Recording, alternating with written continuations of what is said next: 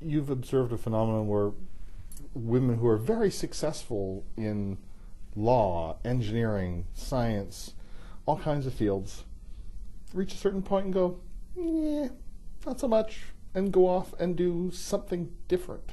And usually it seems to be something that's less goal and success oriented and more personal interaction. Is that a fair précis? Or more geared towards making a difference, or social activism.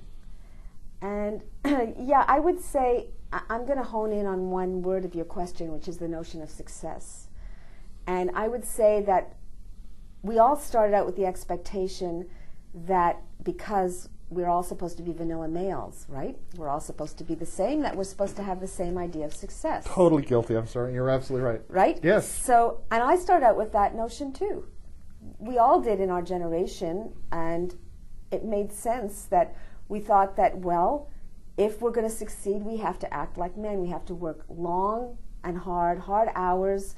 We have to neglect our relationships necessarily, or what we really think is fun to do, and do what guys do, and then we'll be a success. So these incredibly, I call them uber women in my head. They're so smart. They're so capable. They're so amazing.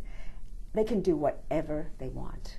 I mean, some of them went into engineering, some of them went into science, some of them went into business, and they succeeded. I mean, as my grandfather would say, by golly, they succeeded.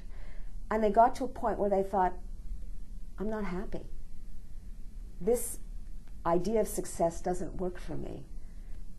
My idea of success looks different. And their idea of success had more to do with, and this has been backed up by empirical data, when they go out and survey, there's a survey of something like 1,200 women, their idea of success has to do with working with people they respect, having flexibility and control over their work lives, doing something that's meaningful for them. I think there was some small proportion, it might have been either 15 or 20% defined success as having a powerful job and earning a lot of money. That notion of success, I would say, if anything has been imposed on women, it's been imposed on women who unwittingly took it on and then realized, as you put it, like, wait a minute, this isn't doing it for me. I keep hearing that Peggy Lee song, Is That All There Is? Exactly. Actually, that Is That All There Is song, I mean, this is a nostalgic song. It captures it perfectly, because they've gotten to a point where they've got what the guys have. And it's like, so what? I'm going to give up more of my time with my family or my leisure time to climb higher? Sorry, no thanks. Or, you want me to be vice president, but I'm going to have to move my family to some distant city and start all over again? No thanks. Or, you want me to work 80-hour weeks so I won't be able to take that French course or read that novel and attend my book club, or it doesn't even hinge on children. Many of these successful women either had no children or their children are grown. It has to do with, I guess, broader range of interests and a deep desire to connect with other people on an immediate basis. Do you worry that this book could get co-opted by the Rush Limbaughs of the world? I mean, you could be the new poster child for the extreme misogynist world. I think many people will think from a quick look or a quick précis that that's what I'm saying. But what I'm not at all saying that women should go back to the kitchen and not be in the workplace. That's the opposite of my message.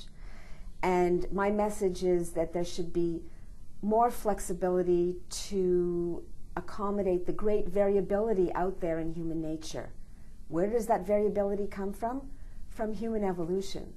So I think when the Rush Limbaughs or the Ann Coulters or whatever of the world get into the nitty-gritty of the book and realize that I'm looking at what science can tell us as opposed to what polemics can tell us, they might not be so thrilled after all.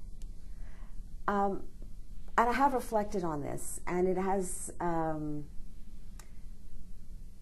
it has given me a few moments of pause, because I don't want my message to be misinterpreted. I don't want anybody to think that averages of large groups, which is essentially what statistics and scientific research is taking large groups of individuals, crunching them together in a blender, pressing pulse, and coming out with an indistinguishable result. That never represents any one person, and never ever should tell a person what they should do or ought to do. That's a personal choice. So I would say that in that respect, my book is not God's gift to the religious right, because there are really very few directives in there. My main directive is, isn't human variability a wonderful thing? And the science is astonishing and amazing, and let's pull back the curtains of ideology, including religious ideology or political ideology, and take a look at the science. And this will give us a more informed, enlightened, nuanced view of human behavior than we've ever had before. It's a really good book. I really enjoyed it. It's a lot of fun. Oh, good. A lot of fun. That's what I like to hear.